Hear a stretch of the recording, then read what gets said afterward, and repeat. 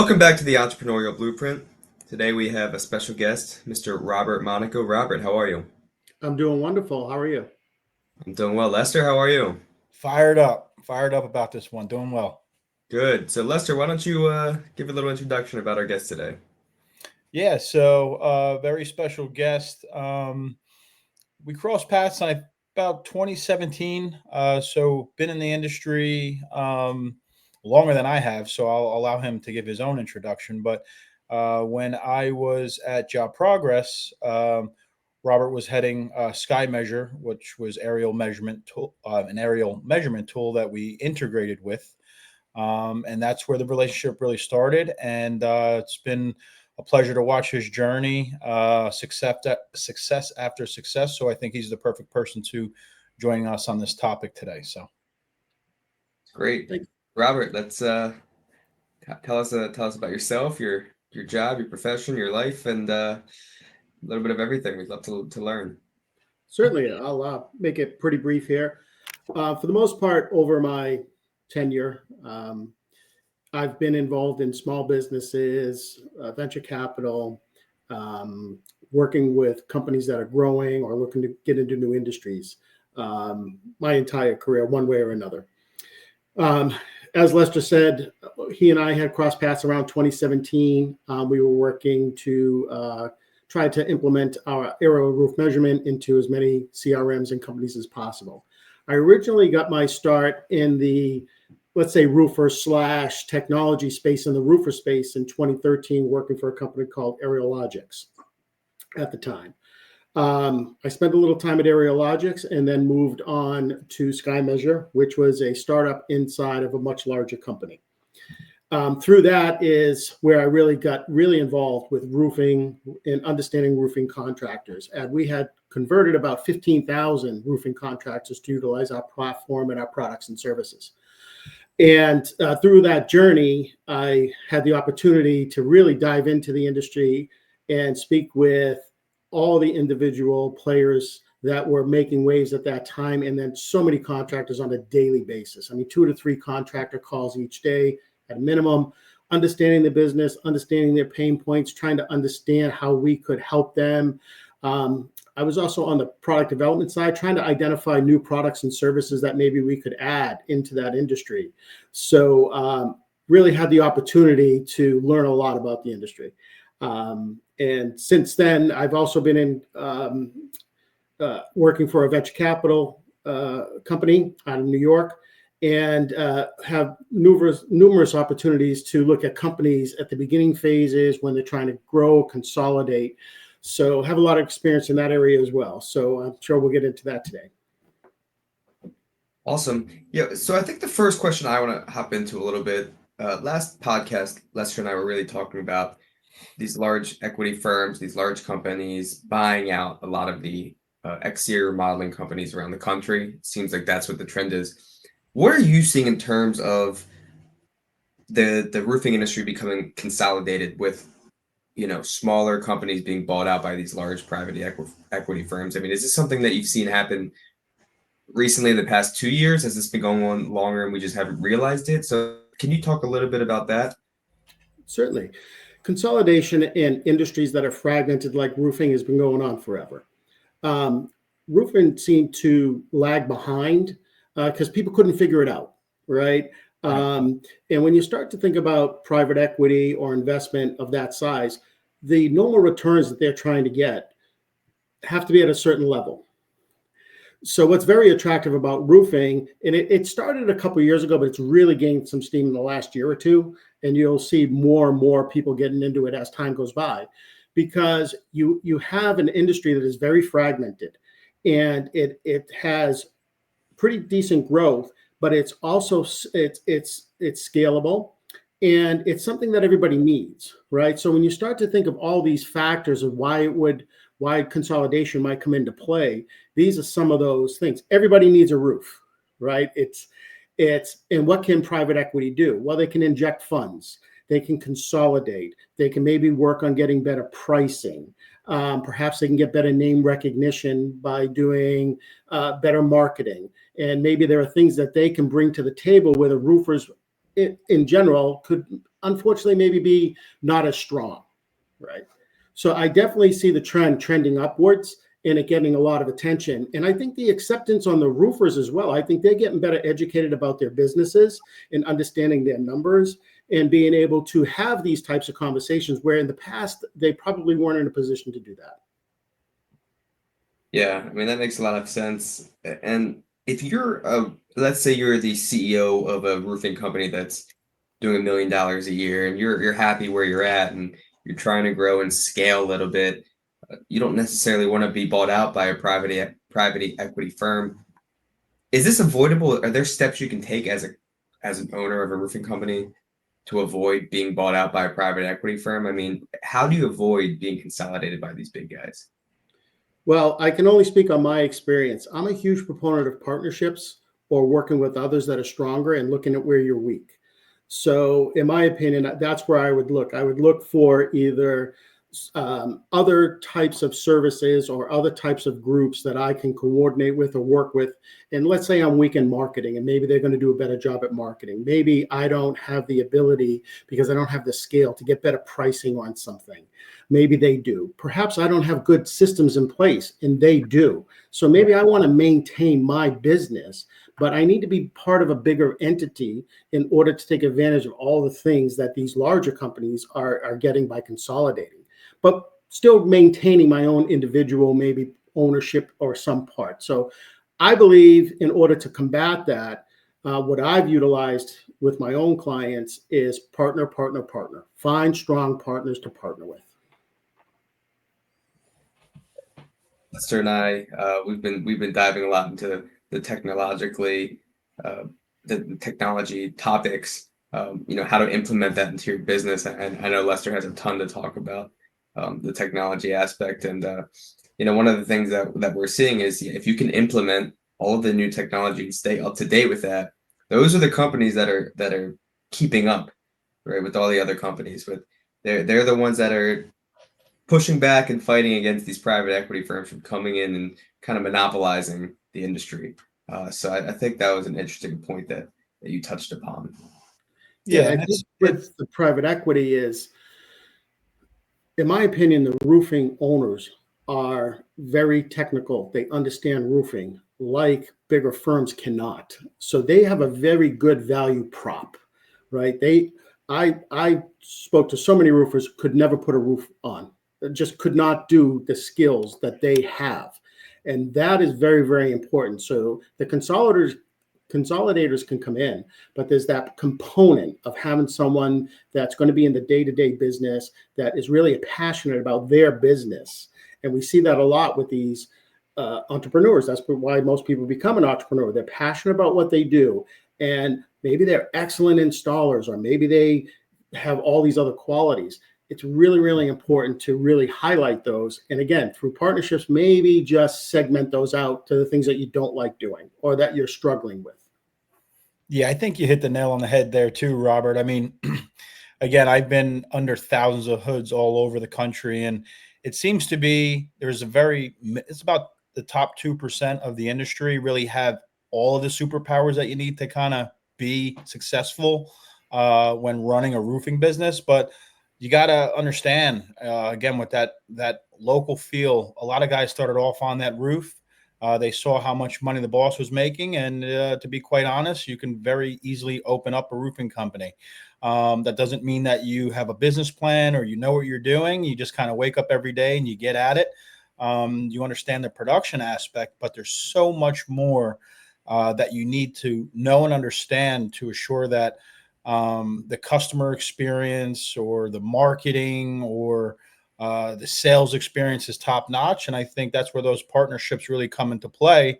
And I think a lot of folks are really starting to understand and take some accountability in saying, I'm a roofing owner, but I really love the production aspect, or I'm a roofing owner, but I really love the sales aspect.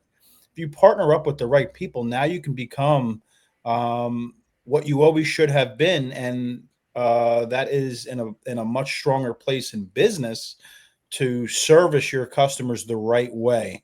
And then again, with all the advancements in technology and all this technology that we have access to, Now we can kind of automate things so that it's a much easier workflow for everyone.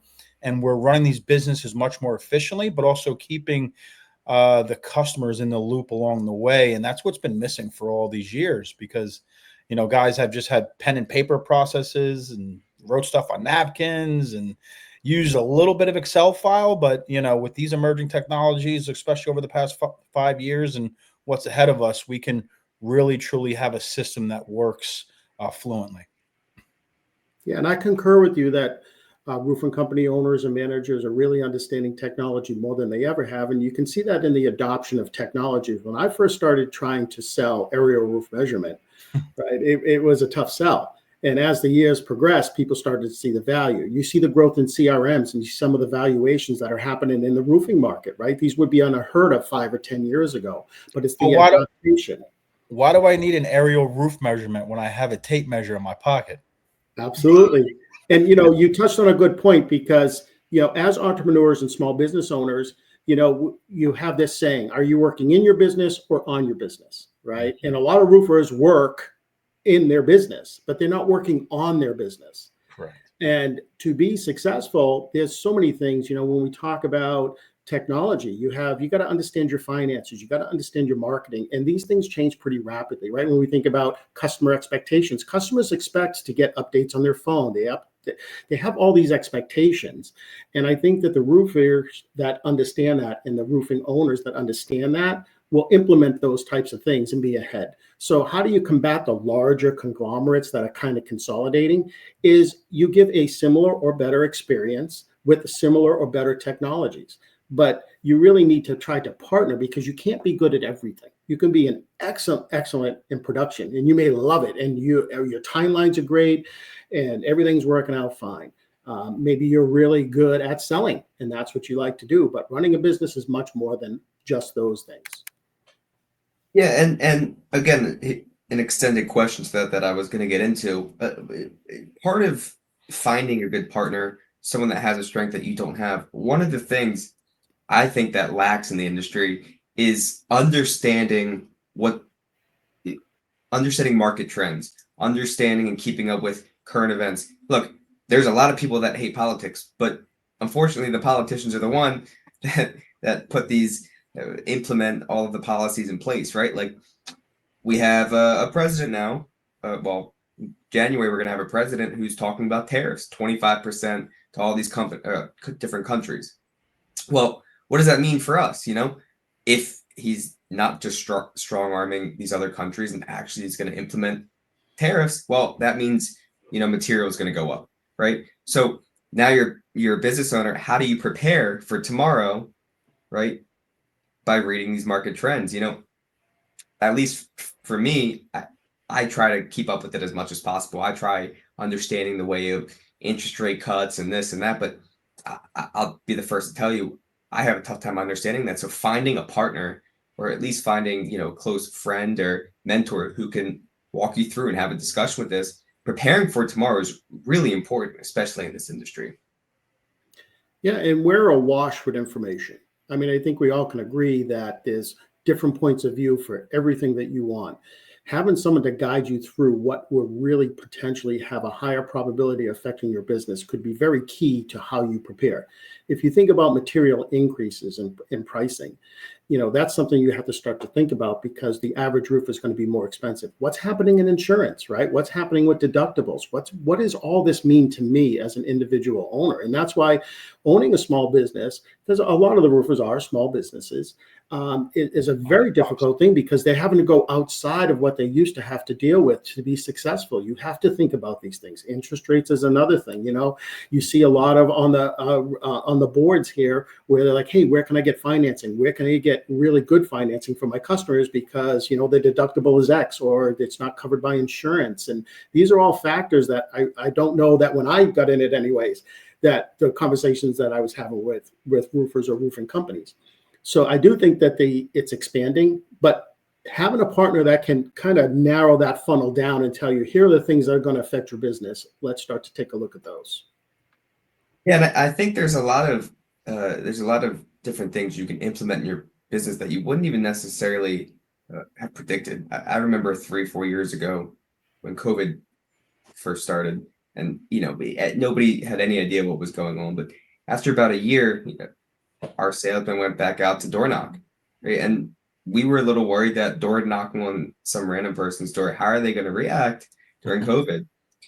We were pleasantly surprised because the homeowners just wanted to have a conversation. It was a face-to-face conversation that they haven't had in a year. And so we were having a lot of luck just going out, door knocking, keeping a little bit of distance, but they they loved it. So really thinking outside the box on ways that you can bring in business, especially with marketing now, especially with all these AI generating tools. I just signed up for a software that picks out the best shorts and reels, YouTube shorts and Instagram reels and TikTok, what to post on TikTok. Like there's so many different ways to think outside the box that you don't necessarily have to follow the same path as every other company. And I believe that that's what's going to separate these small businesses from everyone else. Yeah, I agree. I mean, a lot of roofing companies start locally and they market local and they work locally, but there are trends that are outside their local markets that are going to affect them one way or another. So, being updated with those and who can keep track of things. I mean, if you go to any of the roofing boards and you say, hey, how do I get leads? How do I get this? How do I market better? There's a million companies trying to sell you a million different things. How does a business owner narrow that down to which one is really the best or most probable for them? Because not one size fits all. And that's why I like partnerships, because I'm not good at a lot of things. The things I'm not good at, I will partner with someone that is excellent at it, and I will let them run with the ball, and I will do what I'm good at. And through my career, that's really what's worked, is bringing people together with a common goal and letting them do what they do best. Put smart people around you, baby. Smart, yes, and yes, the smarter the better. The smarter the better. And I think that, in the roofing industry, I think that owners and managers are now starting to really think about managing the business, not just, okay, this is a great income and I do this and I do that. They're thinking about building value. They're thinking about, what happens in the long run when I want to exit this thing? How do I build value? How do I make this business worth something other than if I leave, there's nothing here? Right. And this is something that happens with entrepreneurs in general, not just in roofing, right? And you see an aging roofing owner as time goes by, right? There's a lot of factors that are affecting roofing, but it's an excellent industry to be in. Very lucrative, very lucrative, recession proof, only yes, thriving, and it's going to be fun these next upcoming years. It's going to be quite different if you've been in the industry for some time, but it's going to be a fun one because it's going to be so scalable and so easy, and just not really less work, but it's going to feel like a lot less stress. In the combinations that you just described, Lester, are things that are why private equity is getting into it. They're like, listen, this industry is going to be X of billions of dollars. It's going to be steady. Yeah, okay, we have some fluctuations, but weather's going to be weather. Roofs are going to age. I read an article today. It was very interesting. It was about materials and saying that materials are not lasting as long as they used to on the roofs that were put on 20, 30 years ago. And they're saying that new materials are not going to last. So the time frame between actual roof replacement is going to, in their opinion, in this article, is going to shorten.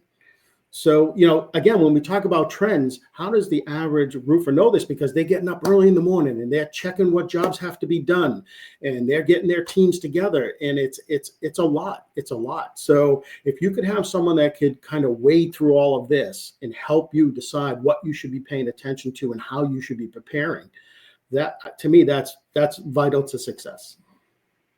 Yeah. Robert, you just gave us the best form of advertisement for this podcast, because now these roofers can just listen to our podcast in the car and get all the information they need to keep up with the trends. So we appreciate that. I did want to ask you, if you had to put, your time machine hat on a little bit, what do you think this industry looks like in 5 and 10 years? I mean, it's, we hit 2030. What does this look like, and how does it look drastically different from maybe 2020?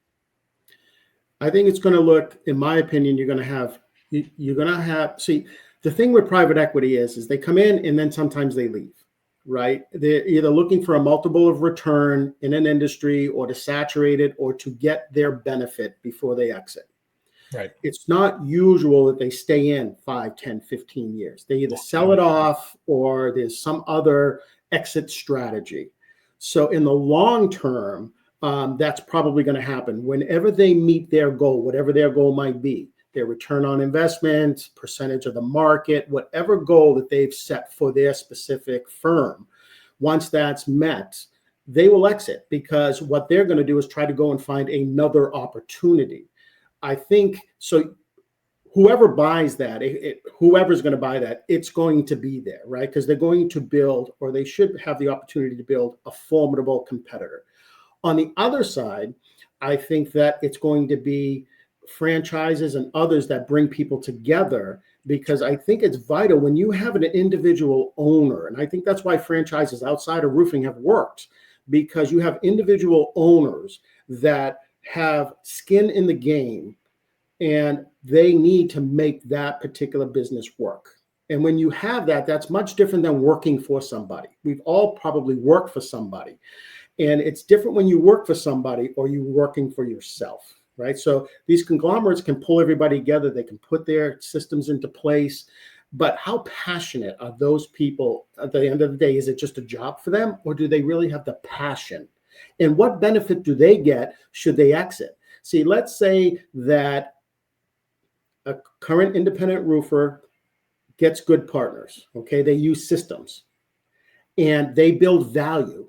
Now they have exit value, right? They could potentially sell to someone within that system. They could sell outside of that system or bring somebody in. But then that person, because there's more value, because all the systems are in place, it's an easier transfer of ownership. So in the long run, my opinion is that's going to be more of where it goes versus the VCs, because I think the VCs are going to have a certain point where they're going to exit. I don't know what that is, but I feel that's going to happen. And I think it's going to get harder. When we talk about barriers, right? When we look at industries, we look at barriers to come into industries. In some places, roofing is very easy to get into. There's no licensing. There's no oversight. Let's say you can throw a ladder on your truck and call yourself a roofer. In others, all right, you might have licensing. Beyond that, in order to have a really successful business, you're going to need a lot more. So a certain part of the segment, in my opinion, will be startups that are just like, I'm just going to give myself a job, because that's what you're doing. You're creating a job. You're not creating a business. You're not creating value. You're creating your own job. And those will always be there. But I think they're going to diminish, because the customers are expecting more from a professional, and roofers are professionals. They are professionals in what they do, and they're needed. And I think they're just going to be elevated, but they're going to need help to be elevated. That's my opinion. Yep. And that's through partnership, and it's so crazy in our space too, because you'll hear, oh, that guy runs a $4 million roofing company. That's 2 or 3 salespeople. So it's a very small thing, even though you're still running a $4 million operation. Right. So. Yeah, no. And I love that you touched on the franchise, because obviously we're a franchise, we're a corporate franchise company now, but it still gives that aspect of that small business feel to it. I mean, we're essentially a partner with roofing companies around the country. So you name any state and you have the opportunity to franchise your company, for someone to go to battle against you, against these big venture capitalists or private equities. But the homeowners, they still want to deal with small business. They want to deal with someone who's not some big roofing mogul. They want that still very much knows what it feels like, to be middle income, or, struggle with having to pay for a new roof. But people love small businesses and they want to support small businesses. So having that opportunity to be a part of a franchise, be a part of a partnership, I think you hit the nail on the head there. That's what consumers want as well. That's what consumers want the market to look like in 10 years, in my opinion. Yeah, a lot of things are shifting towards small business, and if you look at the US, a big part of the economy is small businesses. I mean, I know that big businesses get a lot of the headlines and so forth and so on. But if you're taking your kid to go play baseball, you want to see XYZ. You want to know the local owner. You are absolutely correct. I myself try to search out small businesses in my community because those dollars stay in my community and they help build my community. So I think that's a very good point. I think it's a very good point. Yeah, yeah. I mean, I think obviously we're always going to have the Amazons where you want your, you need something, so you order it, it comes next day, for sure. But again, when it comes to your house, your biggest asset, right? You want to make sure someone's coming that actually has your best care in mind. And I just recently bought a house, and you worry, you stay up and then you worry that something's going to happen to it, but you need someone there that's really going to care about you. And you're right. That's where these small businesses are heading, or that's where the market's heading with the small businesses, rather. So Right. And then you got to think about it. Like, as a homeowner, do I want to deal with, like, I want to get my entire house remodeled, my roof, my windows, my siding, my gutters, my doors. Traditionally, that's 7 different people coming in my house. Okay. Unless you were a general contractor and you were building my entire house. But if you're renovating my house, there are, let's see, you're going to need seven different trades. You're going to need 3 estimates per. You need 21 pairs of boots coming in your house. I think we're moving away from that. And now, again, something like a CR3, we are a conglomerate and we can handle every trade from under the sun. So now you're dealing with one company that's handling all of your trades. Yeah, and that's pretty common when you are looking for things, right? Even when we were doing the area roof measurement, we would consistently hit up, well, can you do this and can you do that? Because people want to deal with one thing. And even in the trends that I see outside of roofing, it's people do not want, like you say, to get 20 estimates. I mean, it's a nightmare, right? Just with everything that goes on, because sometimes you can't be at home and you made an appointment. Other times they don't show up. There's all these factors. And customers, consumers in today's world are much more finical, and they want what they want when they want it. And they'll pay top dollar for it as long as the customer experience is what they have, what they're looking for. Absolutely. You have to choose your customers, right? I advise my clients, and most of the time, because a lot of times you're like, oh, we're going to price. I try never to compete on price. It's a losing battle going to the bottom. That's right. And if that's what you want to do, that's fine. But let's give a value prop. Let's make the value worth it, and then find those clients that are our clients. So, Robert, we are coming up to the end of the podcast. I'm going to ask you a difficult question. If you had to give one piece of advice, one piece of wisdom, if you're a business owner out there listening to this podcast, you had to leave them with one piece of advice, what would it be? My piece of advice would be, there's a lot of different things that you can consider for your business. I would vet and try to broaden your scope to ensure that you include the ones that are right for your business. Look at the things that you're weak at. Take a true look at yourself and say, these are things either I don't like to do or that I really need help with. And who are the people or the organization that is going to be able to help me fix those, to get me where I want to go? And just have an open conversation with yourself, and then have those conversations, because I think from there you'll go in a different direction. I think that the direction will be clear to you where you should go. Awesome. Well, Robert, we really appreciate you coming on. I could have sat and listened to you all day long. I mean, that was amazing. So listeners out there, we hope you enjoy. We hope you subscribe. We hope you like, and meet us back here next on Monday for the next podcast. Appreciate it, guys. I appreciate the opportunity. Thanks, Rob. Thanks, Matt. To the moon. Let's go.